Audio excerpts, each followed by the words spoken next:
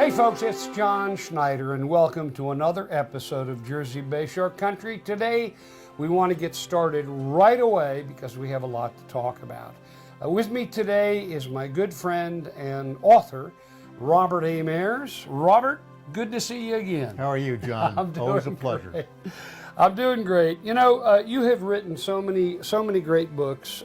Revolutionary New Jersey is one of them. Another one is The Forgotten Revolution. Another one is The War Man. And another one is Searching for Yankee Doodle. Yes. And it's a complicated reason why we went to war. We're not going to get into that. But it forced people to take sides, didn't it? Yes. America was almost a civil war. You had the Loyalists who were loyal to the mother country, Great Britain. Some of them were third generation over there. They didn't love the king as much as they loved the economics of trading back and forth with England, supplying English settlements and so forth. So it was largely economic. And then you had a large, especially here in Monmouth County, you had a large Quaker population. Sure. And they didn't go either way. They were pacifists. But just about a third of the people that lived in Monmouth County were real patriots. And Monmouth County was a so-called hotbed of hostility with regard to not so much fighting, although there were major battles, don't get me wrong, like the Battle of Monmouth Courthouse and some others.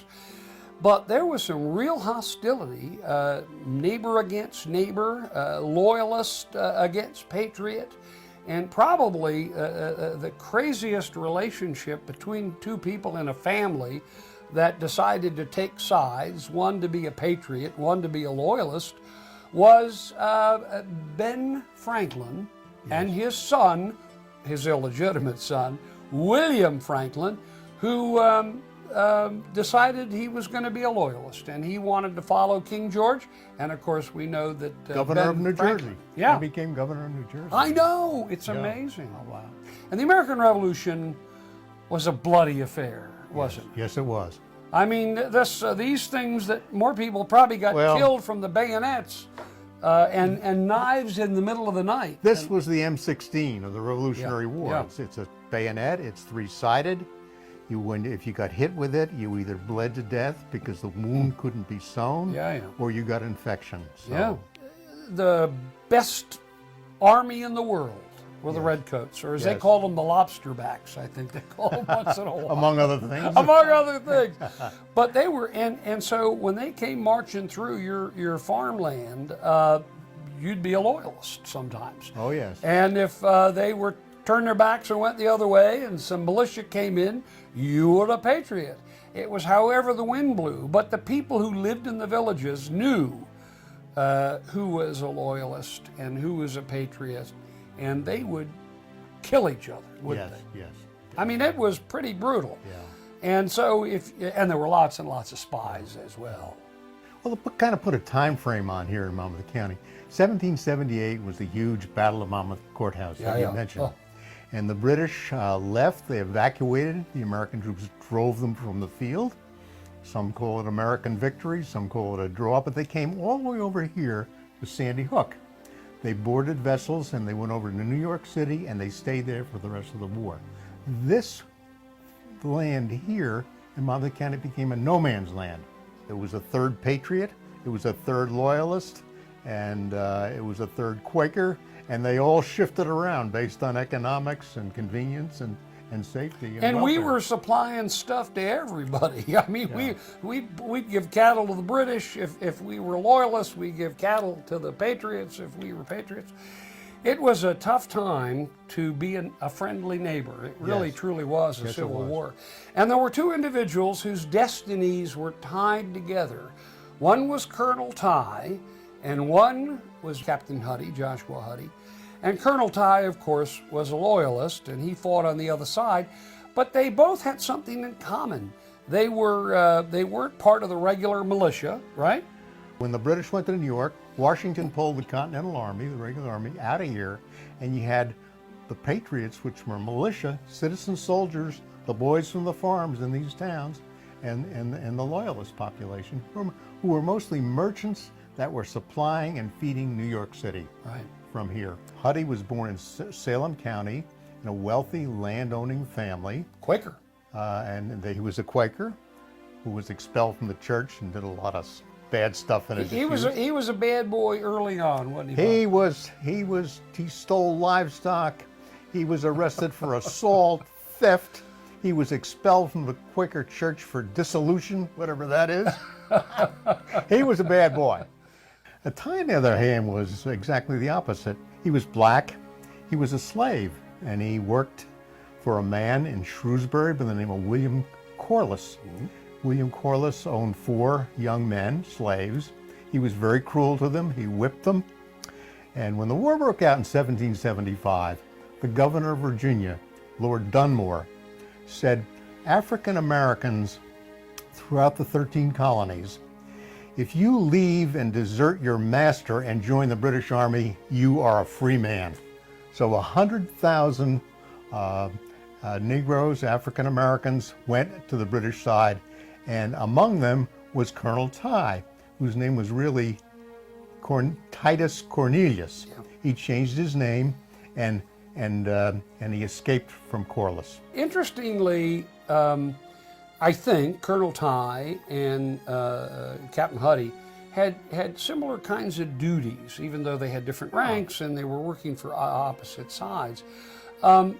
Colonel Ty was also slitting throats, wasn't he, and going through Monmouth County killing patriots? Yeah, but before he did, when he escaped, he headed south and he passed himself off as a free black, and he joined the British Army in Virginia. And he fought in some of the prominent battles. He fought at Brandywine. He fought at the Battle of Monmouth, as did Huddy. Colonel Ty was valuable to the British because he was running around and he was trying to get people like Captain Huddy, wasn't he? I mean, he was going after the Patriots. The British loved him. Yeah. He was a British officer, although not officially, because black people did not get official titles. Yep. But he gathered together a band of 800 people. Wow. They raided the complete Monmouth County, way over to Tinton Falls, way up here to the Amboys, and they were all over. And their motives were, they had 2 motives. One was loyalty to the British, to gain their freedom. The other was booty. Typically, they would go to a Patriot farm. They would steal everything that wasn't nailed down, livestock, silverware, everything, burn the house, and frequently hang the farmer. Yeah, yeah. And that went on for 2 years. This was no man's land. The only people that opposed him were the Monmouth County militia, the Minutemen from the boys from the farms in these towns around here. It was the only place that held them in check. And also, it was a perfect storm for Ty. After he'd make a raid, he would disappear over to Sandy Hook. That was British held during the war. The lighthouse, everything was held by the British all during the war. He had a village over there of better than 100 people, women, children, and huts and cabins around the lighthouse. So he'd raid, and all of a sudden, pop, he'd go over to Sandy Hook, and he had a perfect refuge. Let's talk about Huddy for a little bit. We talked about that he was from a Quaker family. He was in trouble all the time. Well, he was in trouble all the time. And finally, he ended up selling the 300-acre family farm to settle debts. But the first patriotic thing he did was he became a privateer, and he commanded a small ship called the Black Snake, and it worked out of Tom's River. And it would go out and capture ships. It was a small ship. It would capture the British ships going up and down the coast, loaded with supplies for New York, from the West Indies, loaded with sugar and all great stuff, supplies. The British again, and he raided them. And so he was a privateer, and they would capture the ship, take its cargo, bring it back to a port. And so, as a pirateer, he could make a little money on the side because he was not adverse to making money. He was always looking for the angles, but at the same time, he was doing George Washington and all of the patriots and the militia and the Continental Army a great favor. And he attracted the attention of Colonel Foreman, who was the leader of the Monmouth County militia, the top patriot military leader. And Foreman gave Huddy a commission as captain in the militia. So he left the sea, and he followed the army. Yeah. And he was in the militia, and he fought against people like Ty and tried to rebel, try to suppress these rebels who were called pine-bearing robbers. He is also running around Monmouth County in the middle of the night, Yes. with a pistol and a knife probably, and he's killing, as the British say, he's murdering loyalists. Yes. That we all know back in those days are doing us in. I mean, they're spying on us, and they're giving the British food and comfort, or aid and comfort, and Huddy kills him. He is actually shooting key British loyalists, and they're the leaders of the county, and he is personally killing them. Yeah, these are not the kind of the rules of the game as you might think back in those days. This was a gun for hire in many ways, wasn't it? Yes, it was. And he would do the dirty work that armies couldn't necessarily do. Armies would stand in a row and shoot these big muskets toward the enemy. This guy could go in the middle of the night, and it was being done by both sides. So Colonel Ty was doing it, and Captain Huddy was doing. They were both doing the same thing, and that's why their destinies were to eventually come together. But he had a few women in his life, and one of them was who? Well, the first he married as a young man. He married a lady named Mary Borden down in Salem, Quaker lass. They had 2 daughters. She died, unfortunately, in the 1730s, and that's when he moved up to Monmouth County. And he found that there was a probably the richest, wealthiest widow in the county, was a lady by the name of Catherine Hart. And she was the widow of Mr. Hart, who was the owner of the Colts Neck Inn. Yeah. And she was very, very prominent. And anyway, he wooed her and he married her. Yeah. And he promptly cheated her out of her business, and literally threw her out with her 2 daughters on the street. The town fathers found Catherine Hart and her 2 daughters weeping in the middle of the street in front of the Colts Neck Inn, and Huddy had divested them of any rights to the business. Yeah, that's why I will never go into the Colts Neck Inn. No, I'm kidding. The Colts Neck Inn still stands, but not as the original Colts Neck Inn. And there's also a plaque there, of course. And the home that was kind of next to the Colts Neck Inn, there's a picture of it here that you can look at. And so he was a bachelor there, living the high life and killing and stabbing and all that. And he acquired a girlfriend, and he lived in the Colts Neck Inn, which was used by the militia to store their muskets and rifles and ammunition. So he was there with his girlfriend, and her name was Emmons, and she was 19 years old, and she was part African American, and Lucretia Evans, and they were together there, and I guess they ran the inn. Now, history also says that she was a servant girl. Yes. But also a girlfriend. Makes complete sense. I think she was a girlfriend. Yeah, I think so too. History says it was a servant girl, but you know. Huddy was making a difference. Yes. He was getting, as you said before, he was getting the key loyalists wiped out and off the chessboard, right? Yes. Yeah. He was killing them. So the governor said to Ty, I want you to go after the ringleader, take as many people as you need, and he set off from Sandy Hook into the hinterland, heading for Colts Neck with about 100 refugees or his followers. Sure, yeah. And there we have High and Huddy coming together. So there was a bit of a skirmish for a few hours, I hear, and it was really in the house, only 2 people, right? There were 2 people in the house. It was Lucretia and it was Huddy. Yeah, and what they did, they had all these muskets because they were stored there, and they put them on every window. Lucretia would load them. Huddy would fire out a window, run to the next window, and Ty is out there with 100 men, and they think they're storming a bastion with a lot of people in it. It's a classic movie scene where they're going from window to window, and they think, that these guys, Ty and his 100 men, think that there's all these people fired from all the windows. Yeah, and they stopped for Not a 2 bad hours. ploy. Held them off for 2 hours. Yeah, yeah. And finally, the British tried to burn them out. They set fire to the house. And in the skirmish back and forth, Colonel Ty gets hit with a musket ball in his wrist. Doesn't appear to be a big, severe, life-threatening injury, but he is wounded. And they try to burn them out. And Huddy comes running out and he says, "If you let Lucretia go, you can take me prisoner and don't burn the house down." Well, they are so ticked off that they see 2 people held the whole army off for 2 hours. Fools. They take him prisoner. Lucretia disappears, but they burn the Coltsnetic into the ground. Yeah, of course. Now they have a prisoner. They have Huddy prisoner. Remember, Huddy was the scourge of Monmouth County. He hated him, hated his guts. Yeah, and a lot of the Loyalists were related, and Huddy had assassinated their relatives. Yeah. You know, he shot my brother-in-law. Exactly, murdered. It was murdered.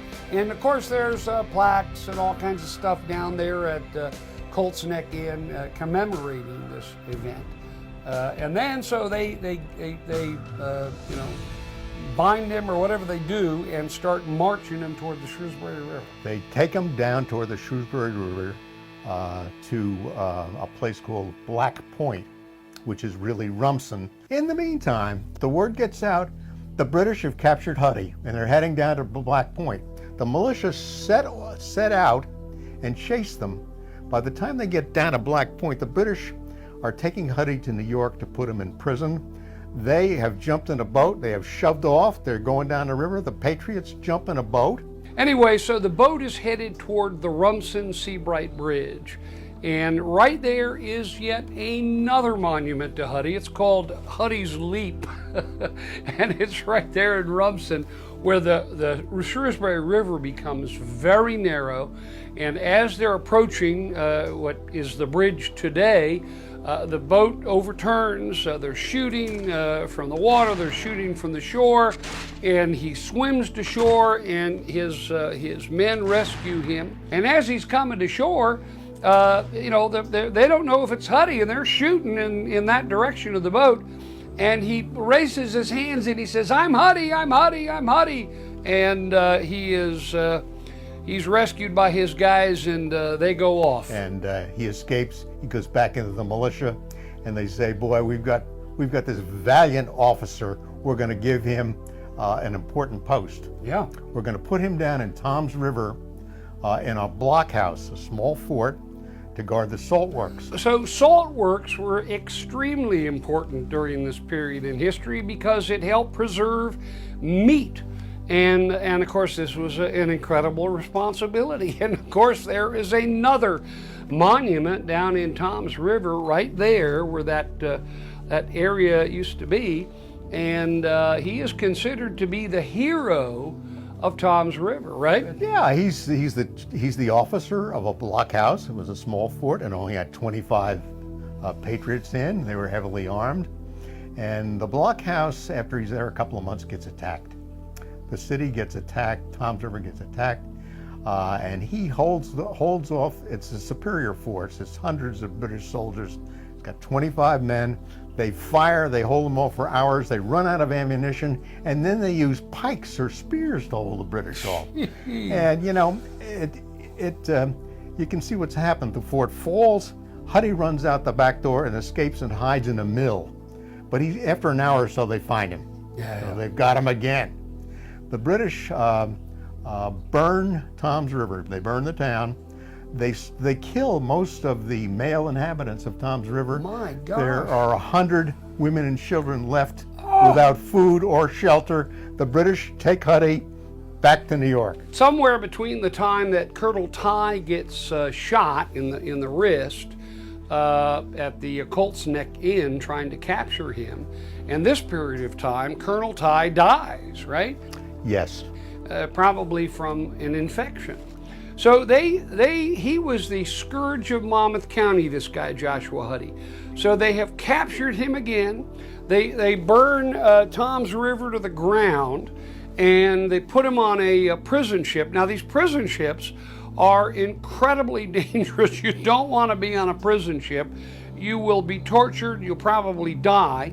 They bind him up really well and bring him to New York, to a notorious prison in the city of New York, which there's still a relic there today. And of course, that's another monument in a way. It doesn't say Huddy's name, but he was brought to this notorious prison, right? They say that more people died on the prison ships in New York and in the sugar house than in all the battles of the war. Yeah. We don't have many pictures of him. And so the only picture that we have is a woodblock print of him coming out of the sugar house prison in New York City, because they wanted to make an example of him. So here he is coming out of the prison, and there's some guy with a knife, trying to stab him in the back, which is symbolic because that's what he did to all the Loyalists. And he's coming out of this prison. They're going to put him on another boat and send him back to Highlands, New Jersey, right? Well, first of all, there's a guy that's really out for him, and he's a high-ranking British officer. His name is Lippincott, and Huddy, one of the people that Huddy murdered, one of the Loyalists, was Lippincott's brother-in-law. And he also did something else, I'm not sure what it was, but Lippincott is after Huddy. So they say, we got to take him back to New Jersey, where he committed all these crimes, and we're going to execute him in New Jersey. And let me just add, they're taking him back to Monmouth County because there is such a hotbed of hatred and hostility between the Loyalists and the Patriots. And if they bring him back to Monmouth County and into Highlands, and they execute him there, it'll serve as an example to all these other so-called patriots that are against the Loyalists. And maybe they can quell some of the violence by this warning, by example, killing Huddy. They want to make an example of him. They want everybody to see that. It's a public hanging that's attended by hundreds of people. So they get to Highlands, to an area called Gravelly Point, which was a large part of Highlands back then. And they bring Huddy off the boat, and they bring him to Highlands. And of course, there's another plaque here because this is where he eventually dies. And they want to set an example for everybody else that this is how they're going to treat these patriots if they aren't loyal to the king. Yes, and they hung him from a tree, and they made him stand up on a barrel. And the tree was there until 1867, by the way. And then just before they hung him, they gave him an opportunity to do something, right? He was an opportunity to read his will, which was rather extensive and detailed. And he stood up on the barrel and he read his whole will, and he left all his property to his two daughters by his first wife, Mary Borden. And after he filled out his will and signed it and everything, he got up on the barrel, and they put the noose around his neck, and it killed him. And just before they killed him, they pinned something on him, right? They claimed they were hanging him in revenge for a Tory or a Loyalist that was killed by Huddy, and his name was Philip White, and that's the Lippincott's brother-in-law that I'm talking about. So the sign said, "Up goes Huddy for Philip White." So he died from this hanging, and they cut him down about 2 hours later. And then they brought his body to a home near Freehold, and then they later on had services for him and buried him with full military honors. And his tombstone is at the Old Tenant Church out there. You can go see that too, so there's another sort of memorial to Huddy. While he had full honors, there was nothing special on his tombstone. It was the same markings that any soldier would get who served in the Revolutionary War. 400 people attended his burial, and we're talking late in the war, 1782. Yeah. So, interestingly, after Huddy died, General Washington was very upset about this. This really kind of got him angry. And it resulted in what many believe is the first international incident that our fledgling new country had been involved in, the Askill affair, as they say. Tell us about that, Bob. Patriots were so disturbed, including Washington himself, as you mentioned, they said, yeah, hey, let's retaliate. Let's take a British officer and hang him because they hung our patriot Huddy. Yeah. And they picked a young British lieutenant, age 21. His name was Askill. And they passed a death sentence. And everybody, Askill was a sympathetic figure. He's a good-looking kid, and everybody came and said, what a pity. People are having second thoughts. Askill's mother contacts the King of France, Louis XVI, and says, can you intervene with the Americans so they don't hang my son? And he does. We have a lot to talk about in the future episodes and interviews. Thanks so much, Bob. I really, really appreciate My it. pleasure. I always enjoy talking with you. I like to be interviewed by you because you know so much about the war yourself, and it's a real pleasure. No, I Thank you. appreciate that. That's very kind of you. And thank you for watching this episode of Jersey Bayshore Country. I love talking about the Revolutionary War, and I love learning more about it all the time. And I hope you did too. And you'll get out sometime and look at some of the monuments and battlegrounds and remember all those ancestors that fought so hard to fight for our freedom. One of them was Captain Joshua Huddy. And while you may not like his means or his murderous attitude toward those damned loyalists, he got the job done. And for that, we appreciate you, appreciate him. Anyway, that's it for me. You remember what I always say, if you see me out there, maybe I'm at one of these monuments myself, at Huddy's Leap or Huddy Park in Highlands, or visiting the monument for the hero of Tom's River out in Salem, New Jersey, don't hesitate to walk up to me, tap me on the shoulder, and introduce yourselves, folks, because nothing is more important than meeting you. So long, everybody.